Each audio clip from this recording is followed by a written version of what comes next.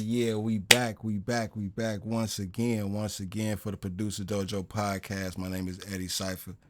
And today's episode, man, we got a special guest in the building, man. All the way from Florida. I'll let him explain where he from. You know what I'm saying? It's been my homie for a few years. Been my barber, been somebody I can confide in, man, talk to, man, on some grown man shit, man, just some vent type shit. You know what I'm saying? Joe Youngin, aka Chinchilla Da Barberman. What's going on, man? What's good, folks? I'm happy Yeah, man. So starting off, man, the introduction, man. Just tell the people where you from. to be here, man. Yeah, man. I was originally born in Jersey City, New Jersey, and was raised in Fort Pierce, Florida. Recently came up here to Statesboro, Georgia in 2008, and been here ever since then. Yeah. Man, you came in 2008. Yeah, 2008. Yeah, I came in 05. Oh, 05. Yeah, I spent my 21st birthday. Oh, okay. That's what's up. Yeah, man. So you from Jersey? So what got you from Jersey to Florida? If you don't mind me asking. Well, family really. My mom actually was trying to get away from my dad. Her and my dad was just splitting up, and I guess during that time, she asked, my grandfather to come pick up. You know what I'm saying? And he came, got us, and took us all the way down to Fort Pierce, Florida. And then I've been there ever since, raised up. You got some island roots in Florida. Yeah. From off my dad, you know what I'm saying. His side of the family is Haitian. You know what I'm saying? So, and then my mom's side American. So yeah, make me half Haitian. Half Haitian. Do you ever go to the events, the parades and shit? Nah, I ain't never really went to none of the parades. I always used to see it on TV and stuff, but I never went. I always had a lot of Haitian friends that tell me about it. Man, you need to take your trip down there one year, man. Yeah, You with your peoples. yeah. I know a lot of them be out there in New Orleans too. They be hanging out. Well, not New Orleans, Louisiana actually. Yeah. Yeah. When last time you been to Jersey? Went back? Last time I've been in New Jersey was about like 2012, 2013. We went to go. Me, my mom, and my brother went up there to go see about my dad, cause we found out he had just passed away. Oh man, my condolences, bro. Yeah. And when we went up there, we found out he left some stuff in his will for us. You know what I'm saying? So we was trying to find out what that was about, but we never could find out because I guess we went up there kind of late. Right when we got up there back to New Jersey, all the courthouses and everything was just not closing, so we just got up there a little too late. Yeah. Shit, I know you from pretty much doing music and shit, and doing barbering. Tell us about your upbringing with music and your inspirations and stuff like that. Like how you get started with music. Man, it's crazy. I started out doing music. I could say about maybe 9, 10, just playing around with family members because all of us always used to like rap and freestyling, you know, just kick it with music and everything. I had uncles that was all into it, so it was kind of easy for me, I guess you could say, for me to get into it. One of my biggest inspirations was my uncle, cause he was a rapper back in the days. What he go by? He went by Chili E. That was his rap name. Chili E. Yeah. Shout out to Chili E. Yeah, they had a rap group back in the days in Fort Pierce called Brothers of Mayhem. Brothers of Mayhem. Yeah, BOM. That's what's up, man. Mm-hmm. And watching them growing up on stage and stuff, I always thought it was fly. You know what I'm saying? And that was something I always wanted to do as well, be like an entertainer on stage. So I ended up taking up after him and started writing rhymes. And every time I write a rhyme, that's the first person I go to. Hey, you know what I'm saying? Tell me how this sound. You know what I'm saying? Or tell me what this is. Yeah, man. Yeah, that's fine, man. Mm-hmm. You can, you know what I'm saying? You could always go to your peoples, you know what I'm saying, that's musically inclined and they can see something in you that, you know what I'm saying, that you may know that's like in you special and shit, and they can say yay or nay. Yeah. That's cool, man. I don't know the actual time we met, like per se, or who introduced us. Like when I know you say you knew about, you know what I'm saying, you could tell that story. But like far as, oh, did you reach out? No, I don't think I reached out. We met through another mutual friend of ours, E. Slim. Yeah. All right, cool. Mm-hmm. That's what I was thinking. That's what I was thinking. Mm-hmm. And yeah, you know, cause he did his music and everything, and Yeah, I'll be get involved, man. I'll be get involved. mm-hmm. Whatever you got time. Yeah, but before E, I heard of you through KO. Yeah. That was another mutual friend, and he was telling me about you. And when he first let me listen to one of your beats, it was fire. I was blown. I thought he was lying about you. You know what I'm saying? Like meeting you or knowing who you was as a real person. I'm like, nah, this dude here got some internet beats that's too fire. I know he ain't lying. Yeah, but that was that though. Yeah, then whenever we finally linked up and you invited me to the crib and shit, like when I seen your setup, like that kind of was a relief for me, because it's like somebody else, you know what I'm saying, put dedication to their craft to at least get a setup. Yeah, You know what I'm saying? Then when I heard Joe sounds, it's like, all right, okay, like we good. Then I seen you already had like stuff in the past. I seen you had you know what I'm saying, your LLC and shit. I'm like, oh, he not just bullshit. You know what I'm saying? straight up. You telling me the beat stars. I'm like, yeah, see, I ain't even got no beat stars. You know what I'm Yeah. saying? So yeah, he not bullshitting, man. And speaking of that, man, the LLC, man, you got GME. You know what I'm saying? Explain to people how GME came about. Oh man, it's funny that GME came about in prison. Actually, I was incarcerated, and it came out with a little group because me and my partners was in there writing rhymes and stuff, and they had a little rap group that they wanted to come out. Well, actually, a rap label that they wanted to come out with, uh, called Embassy. Was the actual the words MBC, but the words was or the acronym was Music Business Cartel. You know what I'm saying? And when I heard that, they gave me a little inspiration to drop my label, because I wanted, you know, to come out and get my music and stuff started. And I always used to rap about gorilla this and gorilla that, because that was like our big theme. You know what I'm saying? Yeah. Back then with me and my uncles, because that's what we rapped about. You know what I'm saying? Being like I guess you could say like stick up kid rappers, you know what I'm saying, or thug type rappers, you know what I'm saying. So Y'all was gorillas with it. yeah, so that's how we came up with that. And then from there, when I heard, like I said, my partner's stuff for NBC, that would make me come out with Guerrilla Music Entertainment. Okay, You know what I'm okay. saying? Gorilla music. You know what I'm saying? That's kind of brings me to my next question, man. Where you get the name Joe Youngin from? Because everybody, you know what I'm saying, you know, Mighty Joe, you know what I'm saying, Mighty Joe Youngin, you know, Yeah. Mighty Joe Young. Well, you know, like I said, I always liked the gorilla stuff anyway. So my real name is France Joseph. But when I was in prison, like everybody, you know, they called me by my last name. Hey, Joseph, or Joe. You know what I'm saying?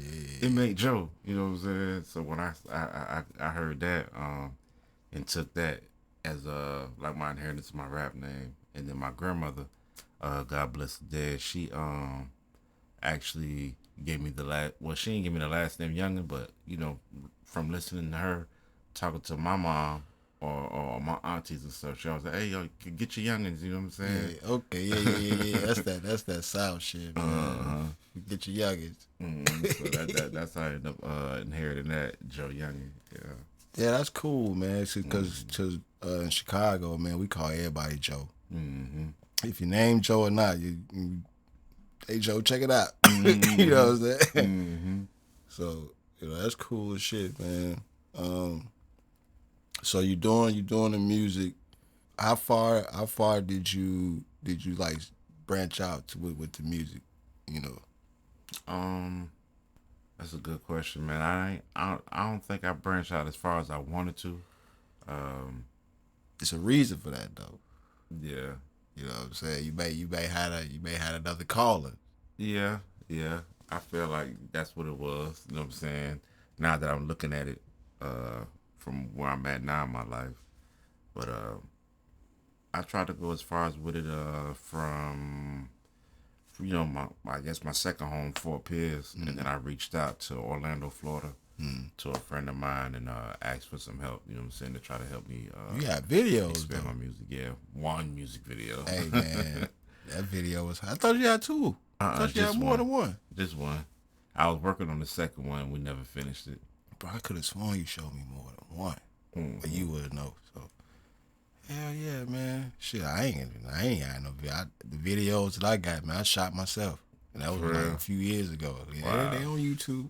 Okay. Yeah, I did it myself, man, with one of them cameras and shit, man. Cause I was watching Chief Keef do that shit in his crib and shit like that. It's like, yo, man, fuck it, I'm do it in my fucking crib. Yeah. You know what I'm saying?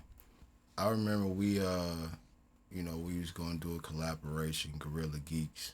Like every time I came over and pretty much made beats with you, which was cool, man. Cause the person who I did that with, they pretty much moved on and did some life things, which came out great for them. You know what I'm saying? So I ain't mad at that. But when I found you and like collaborating on beats and shit, man, like it wasn't like when me and you was doing, it wasn't like no ego and shit. It's just like I make this and I get up, you'll make this and you'll get up. It's like shit, you put something on there, you put something on there. Is it straight? We both agree, fuck it. You know what Yeah. I'm saying? Yeah. And we had your cousin on there, your young Iz. Oh yeah. You know what I'm saying? Shout out to Young Is. Yeah, young Iz. He gonna get it. Whenever stuff get right, man. Whenever people get back into the feeling of making music, man. That's when they gonna do it. You know what I'm saying? But you transition to being something more than a musician, man. Tell us about that, man. You transition into your other career. Um. Well, it's that story that was crazy as well too, man. When I first came into that, cause I didn't even know I was gonna be a barber Right. at first. I was actually driving trucks, like box trucks, working for a small company who was subcontracting for Home Depot. You know what I'm saying? And I had just like recently just left that job, and me and my brother, we was driving in the car. Actually, I was riding in the car with him because he was driving, and we was just going around talking about what we wanted to do because he was already actually driving trucks. You know what I'm saying? He got his CDLs, and he was convincing me to go get my CDL so that I could drive with him. But before then, we stopped to a barber shop, and my brother was trying to pick up some money from a barber that owed him some cash. And he had asked me, he was like, "Hey, bro, can you go in there and get the money from me from this barber dude?" You know what I'm saying? And I was like, "All right, I'll go grab it from him." And when I went in there, I seen a dude that was familiar. He was the actual barbershop owner. I seen that he looked familiar, and when I walked in there, just being polite, I spoke Yeah. and asked for the barber whose name was Fella the barber. Went in there, got the bread from and whatnot for my brother, and seen that there was an empty barber chair in the barber shop. So in my mind said, "Hey man, just ask this man, is that chair for him? No, so is that chair for you?" And that's what I asked him. I was like, "Hey man, that barber chair for me? I see it's empty." And he was like, "You know how to cut? Are you a barber?" And I was like, "Yeah, I'm a barber." And he was like, "I tell you what, come in tomorrow and give me a demo cut. And if I like the demo cut, yeah, that chair is yours." You know what I'm saying? And got his number and called him the next day. You know what I'm saying? And when he told me to come in and ask what demo cut to give him, which was a regular mid fade, I gave him the mid fade. He liked it and gave me a job. You know what I'm saying? Man, when you start cutting hair? You said when? Yeah. It's about what we in 2024? Yeah. 3 years ago. You know what I'm saying? I'm talking I always been cutting. Yeah, that's what I'm saying. Oh, nah, when I first started cutting, man, I was 12 years old. You know what I'm saying? Damn. Yeah, I was a young jitty bug. You know what I'm saying? And I was just practicing on my little brother at the time. And it was crazy. We was in a rooming house at my mom's boyfriend's house or whatnot, and he had some clippers on the nightstand. And when I seen him, I was like, "Hey, bro, sit down. Let me give you a cut. Just trying some junk out." You know what I'm saying? That was my very first cut I gave him. Was you serious or you just Nah, I was just playing around. You know what I'm saying? Just wanted to try something. And when I should have fucking head up. yeah.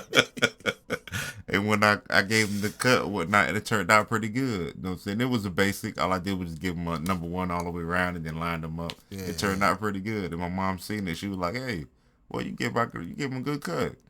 But it was my brother's turn to give me a cut. And boy, he fucked me up. I'm talking about smashed me too. I'm talking about he pushed all my junk back. I ain't even had no vertical bars. None of that was gone. And my mom made me go to school like that. She was like, "Just because you didn't do that, I'm gonna let you go to school like that and teach you a lesson." Boy, that hurt my heart. What was the lesson? Oh, not to let this nigga cut my hair because he wasn't no professional. Yeah, I ain't gonna lie, man. I would have snuck in his room and you mess me up. I'm gonna mess you up. I give you this clean cut, man. You go give me this. That's cool, man. And now you here, man. Mm-hmm. You know what I'm saying? Went from Joe Youngin to Chinchilla Da Barberman. Yeah. Explain the name, man. Where that name came from, Chinchilla Da Barberman. Chinchilla Da Barberman. Actually, my friends actually always call me Chinnchilla because my nickname, is Chin. Mm-hmm. I inherited that nickname from my grandmother. Everybody always called me, or mostly friends and family called me Chinny growing up. And as I got older, I took the Chinny away and just left it as Chin because Chinny sounded too much like a kid name. I grew up from that. Was it because like your facial features? Yeah, mostly. Yeah, because when I was a baby, my grandmother said that I had a very, very small, tiny chin. Yeah, I got a childhood nickname like that too. Like when I was a kid, man, my grandma said I had cheeks like a chipmunk with muffins in his jaws. So her nickname for me was Muffin. Okay. Right, and then my mom's side, my granddaddy, he was, doing what granddads do, drinking a little bit. He used to call me Muffin Jaws. Okay. So throughout the years, they just shortened it to Muff. Okay. You know what I'm saying? So that's my childhood nickname. Okay, for sure. But yeah, it had to do something with my damn cheeks. Face, yeah. I don't know, man. Them nicknames back in the day, man, had something to do with your features and all type of crap, man. But so now you got your seat. You know what I'm saying? Where do you go from there? How you get from there to where you at right now? Because right now, if you could tell the people where you at right now. As far as my location where I cut hair at. Yeah, you could tell all that, but I'm talking about far as like the position you is right now, because I know where you was, and now I know where you at now. You know what I'm saying? So tell the people the process about that. Well, after I been cutting in the barbershop after like 2 years, I grew a new passion. Like, not saying that I just stopped doing music, but after being in the barbershop, for so long, it's like that's all I think about now. You know what I'm saying? So it led me to get my master barber instructor's license. That's what I'm pursuing to get now. And now I want to open up a barbershop school so that I could teach other people how to be barbers. That's what's up, man. And you went from pretty much having a chair at somebody else's shop to pretty much having damn near your own spot. You know what I'm saying? Pretty much. I mean, from what I see, you the only barber in there. Yeah. Versus being in a place where there's 3-4 other barbers. You know what I'm saying? So yeah, that's a good jump, man. Within like what, a year's time, a few months, 2 years, 2 years. Yeah. Cause like after I started off there in Kingdom Cuts, I stayed there with him. No, actually, I stayed there with 2.5 years with him. Cause now I'm in my own suite. You know what I'm saying? There For you like go, 6 months, man. yeah. And Have it. I like the suite better. You know what I'm saying? Cause it give me and my client, more of that VIP feel, that one-on-one, to where whatever we talk about, is confidential in that spot. Nobody don't know what we talking about but us. And I'm more focused in on the cut. You know what I'm saying? What's the difference to you between the music and the barbering? Far as when you made beats, you Mm-hmm. made beats to have like a feel. You know what I'm saying? So that way, when the audience hear it, they can try to have that same feeling. You know what I'm saying, that you was feeling. And far as like the barbering, it's like you get these people the same feeling. I would say it's more skill. Mm-hmm. You know what I'm saying? Based far as that type of feeling. Like music is more of a vibe, and the cuts is more of like a personal, Mm-hmm. personal vibe. That man might have a job interview, or you know, may want to get, his lady always, see him every Thursday with a cut. So it's like, boom. So well, what's the difference to you? Man, that's a good question. I guess it's just like what you said. You know what I'm saying? But dealing with a cut, it's personal. You know what I'm saying? So I get the chance to understand who my client is and whatever he's going through at that time, or uh, whatever cut that he's asking or design for. I just focus on that. I don't know, man. I just try to focus on that. Make sure that he get the best desired cut that he asked for. But with the music, it's a little different. You know what I'm saying? Because I don't know, man. I You guess it's don't, just. you don't. I would look at it as like you don't know who gonna receive it. You know what I'm Mm-hmm. saying? It's like you doing a imaginary haircut for who knows. You know what Yeah, I'm saying? Whoever sitting that slot, I guess. yeah. What's the best thing to you about cutting hair? What's the best thing about it? Yeah, like if you know somebody coming in, you may have let's just say you don't know the person. Like this is somebody new. Mm-hmm. What's the best thing to you? The transformation, like seeing them coming in there, like you could tell through their haircuts and through what life they going through, that they was going through something rough. You know what I'm saying? Mm. And they want to make themselves feel good about themselves, or have a good pampered feeling about themselves. So that whatever cut they asking for, I envision that, and once I see it in their head, almost like I guess you could say a trajectory, like a Mm. basketball trajectory. Yeah. You know what I'm saying? Trying to throw the shot and see yourself making the shot.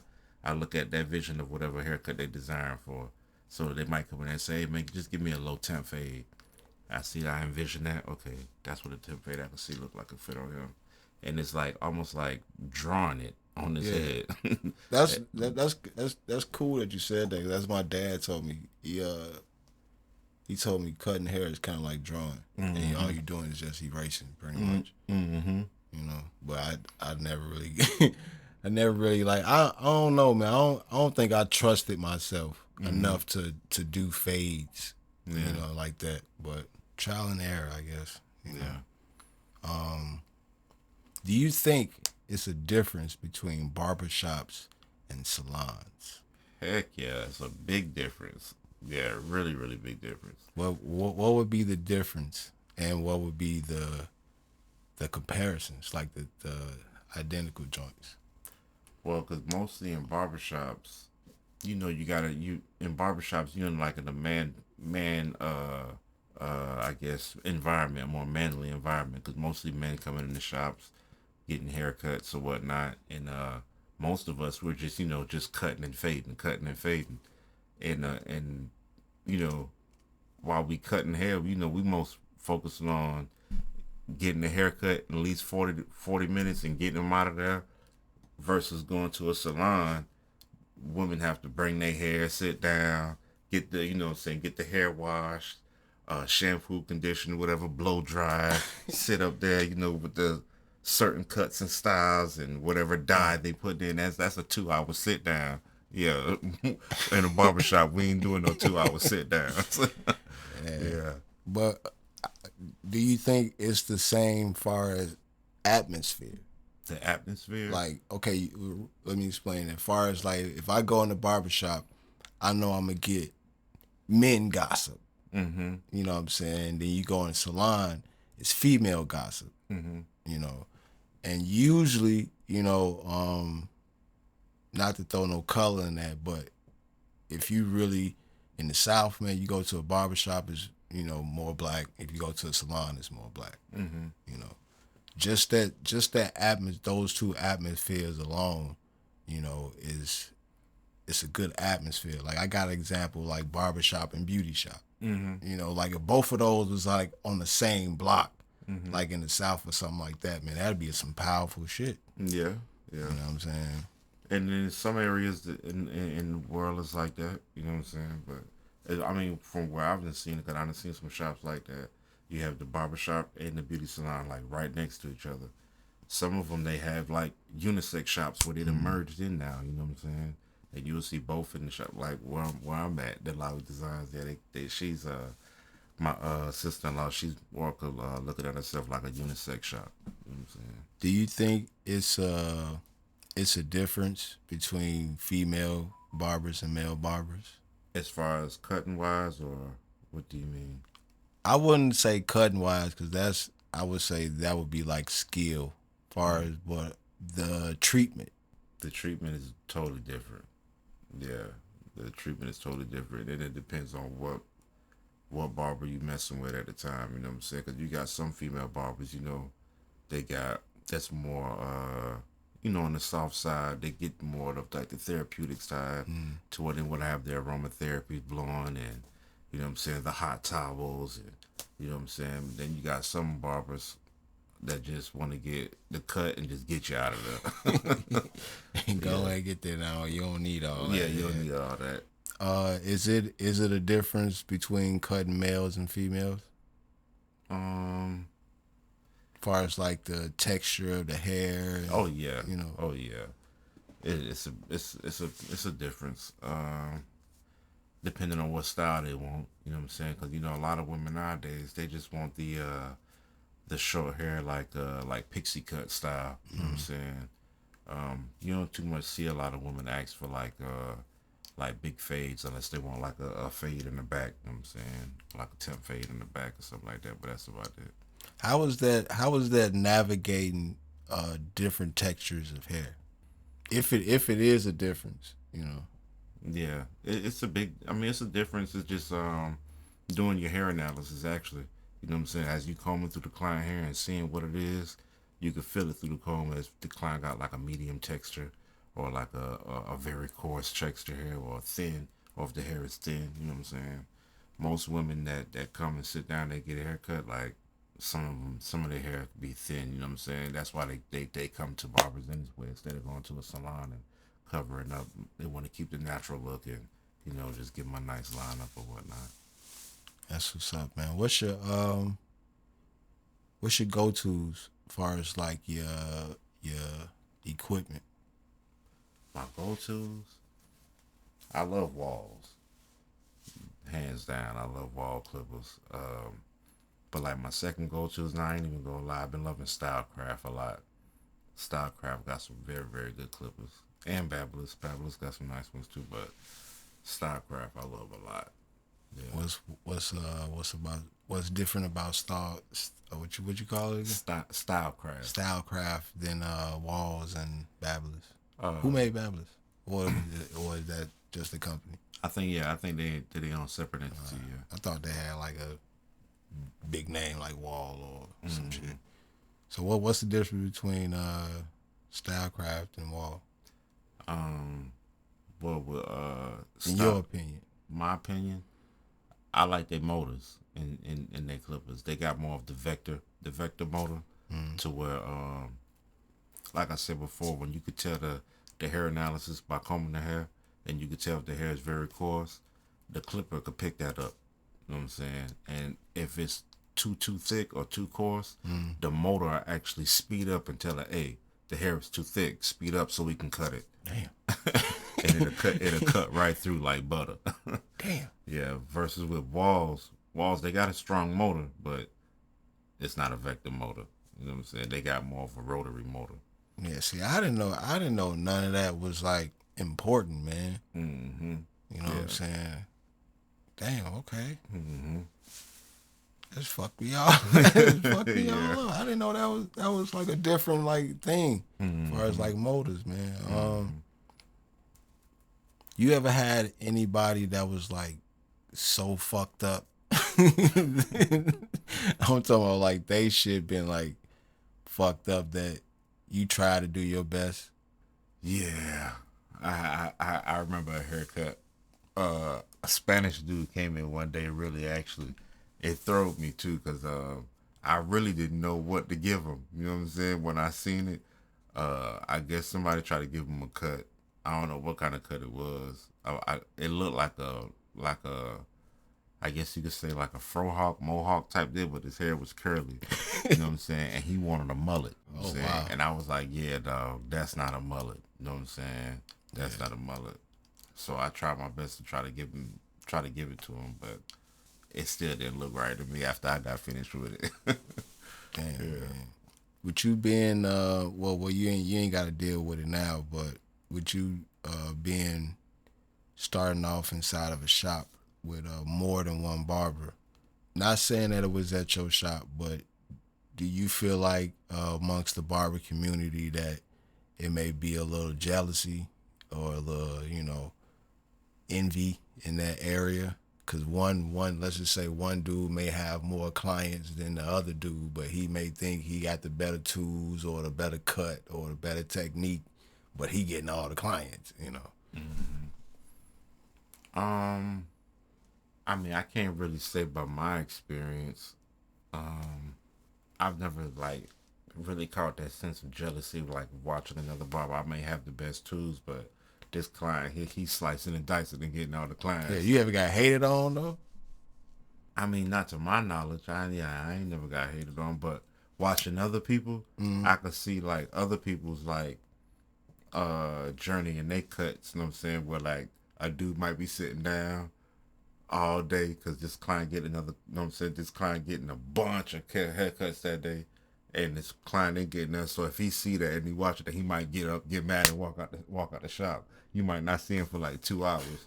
And then 3 walk-ins might come in. You be like, hey, man, we got to call this dude. Hey, man, where you at, man? Yeah. You know what I'm saying? You got 3 cuts right here. Then he'll come back, you know what I'm saying? But I don't know. Yeah, you ever been visiting somewhere and like a different city, different town, and went to somebody else's barbershop and seen how they operate? Mm-hmm. You ever seen somebody do a technique that it's like I wouldn't have done that. Yeah. I wouldn't have done that right. Like he fucked him up. Mm-hmm. Yeah, I've been to a barbershop like that before. Actually, I went back home in Fort Pierce and went inside a barbershop and seen that. But dude, he cut like he was using a razor on one person, and as soon as he cleaned up with that client, another client sat down. He used the same razor on the same client. I mean, used the same razor on another client, and I was like, yeah. I wouldn't have did that, dog. You tripping. Yeah. Yeah, man. Speaking of watching other barbers, man, who are some of the barbers that gave you some inspiration and still give you inspiration, whether you watch it on TV or YouTube or face to face? Mark Masiva. I guess I'm pronouncing his name right. From Slaughter Cuts. He gave me a big inspiration. It's a brother from the UK. Clean. I'm talking about, and he work fast. The way he cut, he'll do a clean fade on the scene in 7 minutes. You know what I'm saying? I'm talking about fast. And he nice with it. When I see him cut, I be like, dog, I'm trying to get that nice where I could do 7-minute fades. You know what I'm saying? Yeah, that's more money, man. For real. Right now I'm at, you know what I'm saying, like I said, 35 to 40 minutes on a fade, and that's with a fade and beard trim. So, but just a plain fade, How fast do you think you can do it right now? A plain fade right now, or like a plain mid fade, I could do right now like 25, 30 minutes, depending on the head. And like the texture of the hair, I could do one 25, 30 minutes. 30 minutes tops. Okay, okay. Anybody else? 360 Jeezy. He another big inspiration. I like a lot of his cuts. Twin cuts. I watch him a lot. He nice. It's another barber, man. I'm trying to remember what he called himself, but he always used the gorilla logo on his clippers. I got his name. Let me look right here on my phone. He nice. You ever saying that? I don't know if he a white kid, light skinned kid, but he go out and get free cuts and shit. Oh, Vic Blends. Yeah, Vic Blends. Yeah, he a nice one too. I like him. He a big inspiration because I like his whole movement, going out from city to city, giving out free cuts. Yeah, that's dope. He changed lives. I give a big shout out to him. He kind of celebrity barber too. Mm-hmm. Is that a goal for you to be a celebrity barber? Oh yeah, most definitely. Like if you had a celebrity barber opportunity, would you still do like the school and stuff like that, or would you travel for a little bit, then stack your bread, then go get to school? Yeah, that's what I would do first. I mean, I still pursue it. You know what I'm saying? Get my instructor's license, but if the opportunity presented itself to where I could travel and be a celebrity barber and cut hair, heck yeah, I'm gonna stack that cheese first. How much you charge for a fade?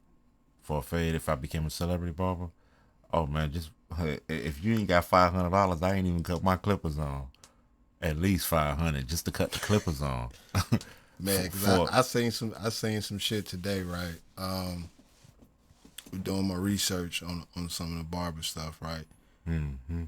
This dude had his barber pull up to the club and give him a lineup in the club. In the club? In the club. Like he had a videographer there. I don't know why he was in the club, but the videographer had the light and he was using the light on the camera. Had Buddy sitting down in a chair with his barber apron. Give him a lineup in the club. Okay, well, yeah, I could see that then. Cause I was gonna say, well, that's gonna be real hard to give somebody a lineup in the club, cause you know how dark it be in the club. You gonna see strobe lights and How much would you charge for that pull up? For that pull up in the club as a celebrity barber or just a regular barber? Shit, dude got bread.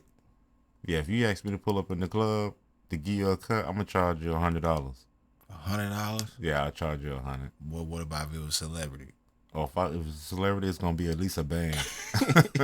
At least a band. Yeah, man. You gotta get them band cuts. Mm-hmm. Shit, man. I know motherfuckers right now, man. Like Dame and Diddy and shit, man. They do band cuts. Mm-hmm. And them motherfuckers ain't got no hair. Yeah. And they do band cuts, man. Yeah. Hell yeah, man. But once again, man, it's Producer Dojo podcast, man. We're gonna get into the segment called Relax and Take Toast, but before we do that, man, go ahead and tell the people where they can find you at. You can find me on Instagram, TikTok, Facebook, all social media platforms, really, as a Chinchilla Da Barberman. You can also find me on YouTube as Chinchilla Da Barberman. That's about it, really. That's what's up, man. So in this segment, man, pretty much, man, we're gonna sit here, relax, man, take tokes, and I'm gonna ask you about your favorites. Since you know, a musician and a barber, hold on, before we get into that, man, I gotta ask you, man. I was talking to my roommate about Zaytoven, right? Because he didn't know Zaytoven cut hair, right? And I was telling him that you pretty much got the same blueprint as Zaytoven. Like you cut hair, you do music, and you play music at the church. Yeah. You know what I'm saying? So what you think about that? Did you know Zaytoven was a barber? Not at first, nah. I knew him as a producer at first. But later on, somebody told me that he was a barber. He started off in the barber shop cutting hair, and Still do it. yeah, I didn't even know that. Yeah, that he. But yeah, somebody told me that. Once I heard about that, I was like, wow. He still play at the church every Sunday. Yeah, wow. Still to this day. Even him being who he is, he still play in the church. He still cut hair. That's crazy. But that's Zaytoven. That's crazy. Yeah, man. I don't know if he got like any other like certificates or anything, but you know. Boom, I found him. His name is John Mosley. He's a barber and educator. Go by Popular Nobody. He's a very, very big inspiration. And like I was saying, he used like the gorilla logo on his clippers, because he got a clippers that's coming out by Andes. Nice. What you think about Andy's, man? I love Andes. I like Andes clippers. I like Andy's trimmers. Yeah, I like the trimmers too. They I don't know the exact, I think the T style, but I know the color, the gray ones with the red knob. Yeah. Them joints, man. When I first got a pair of them motherfuckers, boy. Yeah, I like those. They nice. But that's the one that. Oh yeah, those hard. Yeah, he came out with those. They pretty much made the clippers for him, like he had input of what, you know what I'm saying? Yeah, how he wanted to design the clipper. I'm talking the clipper itself. Like he had input of what motor is being put in it, or what blades or something like that. I don't know if he had that type of input. I think they just made The design. and then he just put his logo stamp on it. Because that'd be cool, man, if he did, man. Mm-hmm. That'd be cool as shit. Mm-hmm. All right, man. I'm going to start with the music first, man. Who are your top 5 producers? My top 5 producers? Yeah, no order. No order, okay, good. Timbaland. I love Timbaland. I love Pharrell. Just Blaze. Kanye. One more. Trying to think. Who was that other? Yeah, that last one was hard as shit, boy. Man, believe it or not, I like Dr. Dre, man. Dr. Dre, okay. Mm-hmm. Yeah, those some good ones. Mm-hmm. Those some good ones. Yeah, top 5 clippers and trimmers, like both of them. Like you can add clippers and trimmers in that. Top 5 clippers, like the whatever, model. Yeah, whatever you want. The model,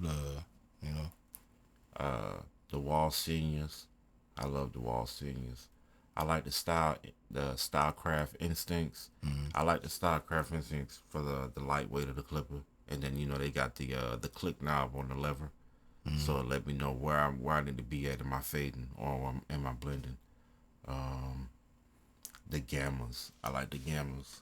How many clippers I gave out? Wall Seniors, Stylecraft, Gammas, Babylus, and Andes. Andes. Mm-hmm. Okay. Mm-hmm. What is your favorite style of cut? My favorite style. Like if you had to choose one cut that you can do for the rest of your life and get paid a stack for it every time you do it. Or mid fade. Mid fade. Yeah, mid fade. Why mid fade? Depending on the texture of hair, I like how the fade come out. You know what I'm saying? Where you can see what's the word I'm looking for? The blend. Yeah, I guess you could say like the blend or the definition style. You know what I'm saying? As you can see the gradual from skin to hair fading up. I like that. You know what I'm saying? Depending on the texture of hair. You know what I'm saying? Do you use enhancements or no? Nah, I don't like enhancements. I'm not a big fan of it at all. But if I have enhancements for people who want it. But if it was up to me to put it on there, I'm not gonna put it on there until the client asks for it. You're like, hey man, you got some of that black spray?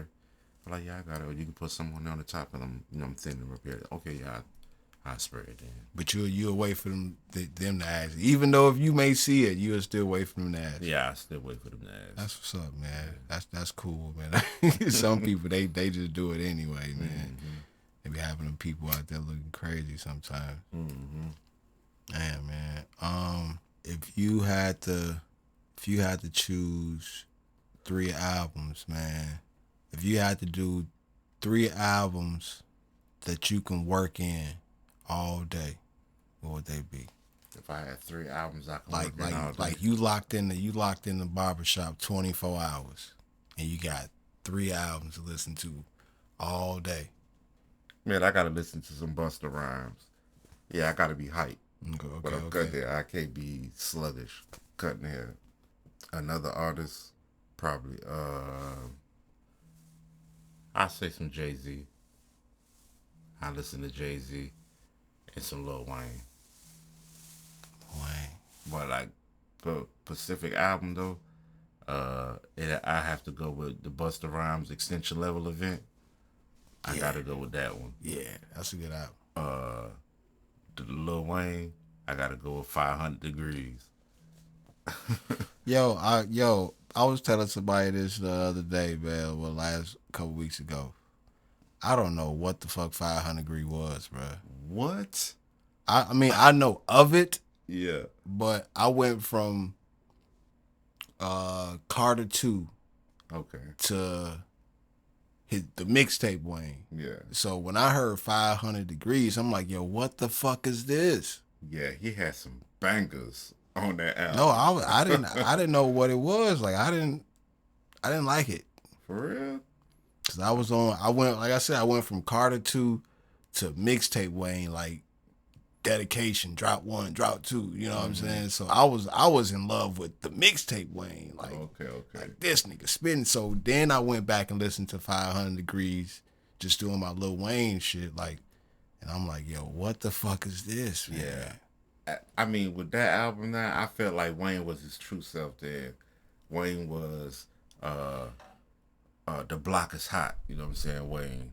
Okay. You know what I'm saying? I gotta go back and listen to it. Yeah, I liked that Wayne. That was, that's his first album, Block is Hot. That to me, I felt like that was Wayne's true self. After 500, Wayne, you could see Wayne developing a different, or his delivery of rapping started to change a little bit. He went to sounding like Juvenile a little bit, from Juvenile to Jay-Z, from Jay-Z to I don't want to say, you could hear a little bit of Rose in him, but not a lot. It was more so Jay-Z. You know what I'm saying? You could hear a lot from him in his delivery, but which I could tell Jay-Z was an influence in his music too, or in his life. Yeah, what's the one from Jay-Z? Like his album. Yeah, the one that you choose. I felt like from the Carter 2 all the way up. No, I'm talking the Jay-Z album. Oh, the Jay-Z album? Yeah. The Jay-Z album, the Blueprint 2. Why Blueprint 2? I like the Blueprint 2. Double disc? Yeah. Yeah. I ain't gonna lie, man. He has some cuts on the Blueprint 2. Mm-hmm. Damn, man. And the Blueprint 2 hold a nice little piece of my musicianal history, man, because the Blueprint 2 was the album with the Blueprint 2 and the Paid in Full soundtrack, or the one that Dame Dash presents, like the Dream Team or some shit. Like those 2 albums got me through driving from Colorado Springs, Colorado to North Carolina. They had just dropped like that week. And I'm like, yo, I'm finna listen to this album. These finna be my road albums. Yeah, he had some good hits on that bitch, because I listened to both of them motherfuckers, like, because I ain't had no, you know what I'm saying? I ain't no choice. But yeah, he had some hits on that one, man. But I like Blueprint 1 better, though. Blueprint 1, yeah, Blueprint 1 was fire. He had some bangers on there. I liked that one. My favorite Blueprint 1 song was the All I Need. I felt like he had to really tell somebody like who he was in the industry there.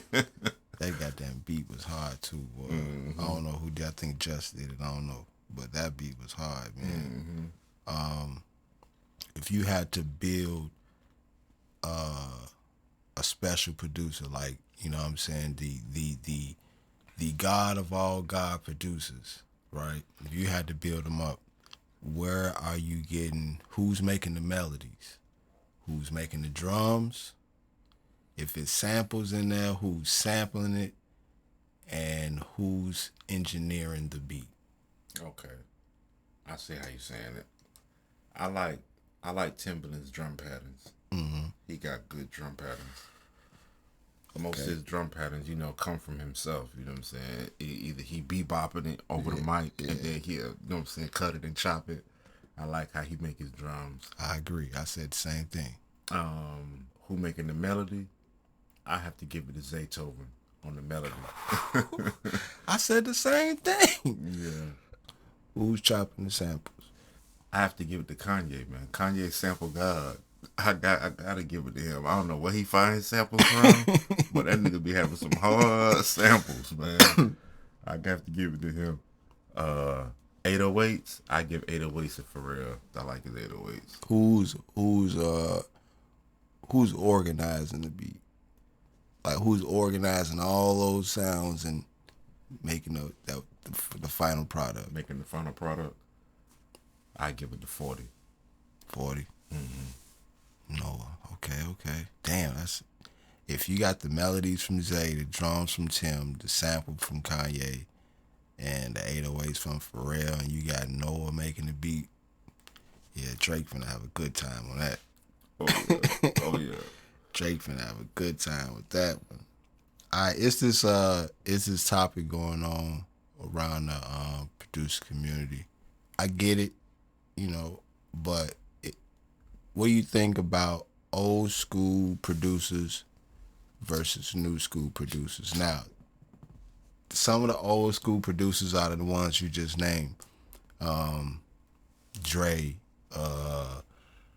Kanye, Pharrell, Timbaland, Just Blaze, those guys. And the new school, I would say, I'm gonna start at Lex Luger. So you got Lex Luger, Sonny Digital, Southside, Metro, ATL Jacob, But what do you think about the old school versus new school? Start there. Old school versus new school. I feel like, back then, a lot of the old school rappers, they tried to be more, I guess you could say, unique with with their drums, with their kicks and hi-hats, you know what I'm saying, and 808s. Now versus with the new school, everybody want to sample, you know what I'm saying? Either they sampling video games, sampling movie sounds, commercial sounds, they sampling everything and just, putting it together and making it like in seconds. Versus how we first back then where you could make a beat, it might take them 24 hours to make a whole nice beat. New school with this sample and with the digital software that they got now, they make a beat in 8 minutes. You know what I'm saying? I'm glad you said that. But I'm glad you said digital because that's also part of the topic: digital versus analog. What is being said is the old school producers, for one, they use analog, so it sounds different. It's more warmth. It's more all that good stuff in there. New school producers, they got a computer that have stuff that try to emulate the analog. But some say they're not going. It can't be done because it's digital, and you trying to emulate something that was real. You know what I'm saying? When we got the real right here. So that's one. Also, it's the atmosphere. Like back then, you couldn't really send beats through the email. You had to be there. You know what I'm saying? You had to be there in the moment, in the vibe, to get a great hit. Now, you don't have to be there. Somebody can pick your beat off of YouTube and make a full hit. You was never there. You don't even know they made the song. Yeah. How you feel about that? I mean, it has it has its pros and cons with it. Because on one side, a person can make, like you said, a whole track without them being there, and they can give you a like, I guess you could say homage. They can give you homage on the inspiration of what you made to them making the new side of what they made when they heard it. You know what I'm saying? But on the downside of that, you know what I'm saying? A lot of people they stealing it and not be able to get paid on the beats. You know what I'm saying? Because the way they making it, you know. But Yeah. it's just up to how the person feel at that time, how they feel about it.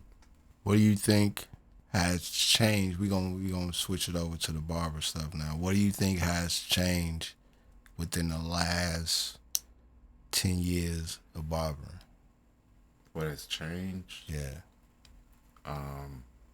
I guess because a lot. I could say 10 years ago, we wasn't really big on enhancements, using hair fibers and all type of different dyes and stuff. Like people use that to cover their like the grays if they had gray hair, but now that people are having like hair loss, you know what I'm saying? You got some people they wear like what they call like the man wigs. You know what I'm saying? Now, back then, 10 years ago, we wasn't doing that.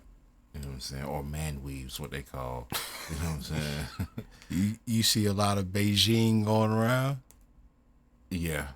Yeah. Mostly like in like the men's beards. You know what I'm saying? Like if a man beard, because mostly men beards like be patchy. A lot of them don't be full, so they wear like the dye to make it look more fuller. You know what I'm saying? Do you think any other techniques have changed over the years?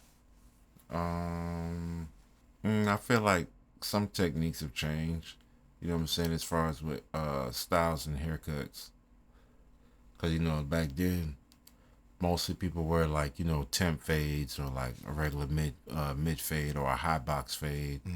Now you got a lot more people that want to wear the drop fades. You know what I'm saying? Some people now they wear like the burst fades that look more like the mohawk style. They give that mohawk look. You know what I'm saying? You see a lot of that going on. Most kids they like the mohawk style look, but that's about it. Do you think it was any styles like invented within the years, or just pretty much like regular styles just gave it a new name or something? Yeah, I feel like the mohawk style that was a new style because I didn't really see a lot of people wearing that. Like the first person I think I first saw wearing that was Usher. Usher had the mohawk look, and then he started. His Yeah, style. He's smooth. He got yeah. the MJ movements. After he started wearing it, that's when everybody else wanted to wear it big. I think he was the first trend that started it off with that with the burst fade mohawk look. Yeah, I ain't gonna lie, man. That mohawk took motherfuckers out of. It took me by storm, man. 'Cause it came out of nowhere. Like in the early 2000s, everybody wanted to be rock stars and shit. So, Yeah, then I started seeing cats wear the mohawk. Like, wow, man. Like, okay, that's what we doing. yeah. That's what we doing, man.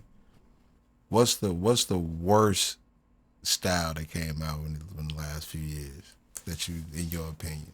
The worst style to me, the nappy look. Where people they come in, they just want their hair sponged, Yeah. and then they just want the crispy line up. I think like that's a worse hairstyle. Wow, why you said that?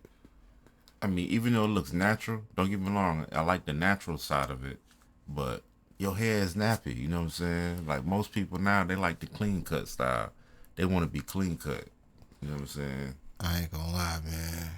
That yellow beezy haircut, boy. Oh, that yeah, that the shag, yeah, that one, yeah, that's ugly too. I ain't gonna lie. No, now I'm gonna be honest with you. The style that I see that's ugly now is where they wear the front part of their hair with the waves, and then the back part they got braids or dreads. Whoa. Man, I seen it. I'm like, dog, dude, look like the Predator.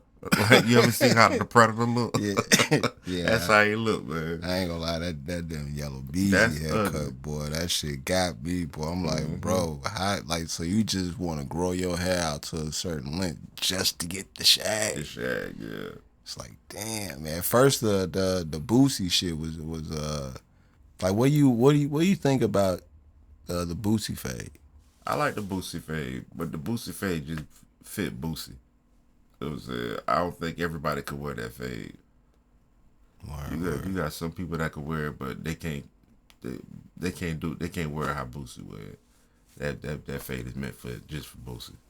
What do you think about designs? I love designs. That's one of my biggest challenges right now. Designs. Heck yeah. Yeah, I ain't gonna lie, man. The design, man, it does something to it. Now, I'm gonna tell you the story, man. When I was a kid, I always asked my mom for a design, and I went to a basement barber. So, dude told her how much it was, and as a mom, she like, nah, we ain't doing it. So I end up, what I'm saying, sitting there being sad and shit, pouty face. The barber ended up doing it anyway, for free. You know what I'm saying? Like, he didn't charge me extra for the design. It was a big ass fucking rose. You know what I'm saying? In my head, boy, I went to school looking clean as hell.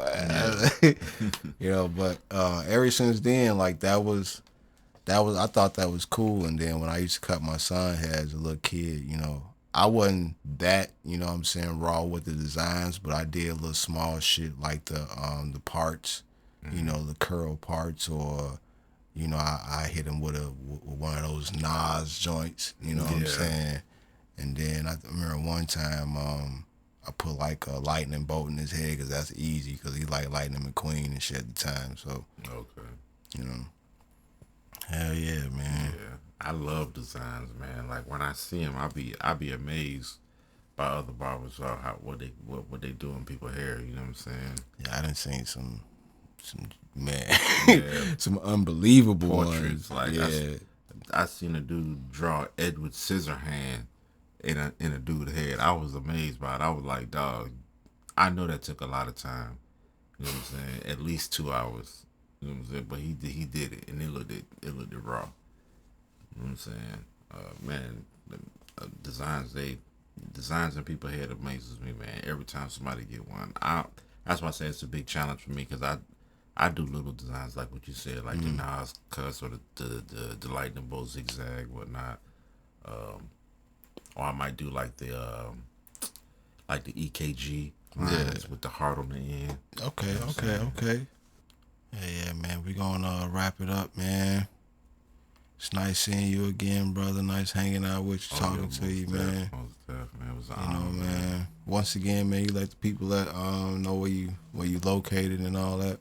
Yeah, I'm located at Delawi Designs, man, here in Statesboro, Georgia. You can also find me on Booksy as Chinchilla Da Barberman at Delawi Designs. If you want to come in and get your next appointment, man, on a haircut, man, just book me in, man. Check me out. Also, you can hit me up again on Instagram, Facebook, TikTok, whatever, man, on my barber education and everything, and on my journey, on my barber life. All right, last question, man. What would you say to an upcoming barber that's trying to get his feet wet in the game? First off, man, you gotta have desire to cut. You know what I'm saying? They have that passion. You know what I'm saying? Come in and take pride of your work. And first off, go to school, go to barber school, so that you can have the full understanding of the safety. You know what I'm saying? Of you and your client when giving a haircut, a good clean cut, and having the fact of knowing the education so you can get your license and be a shop owner one day, because that's what we all push for, to be a barber shop owner after getting your license.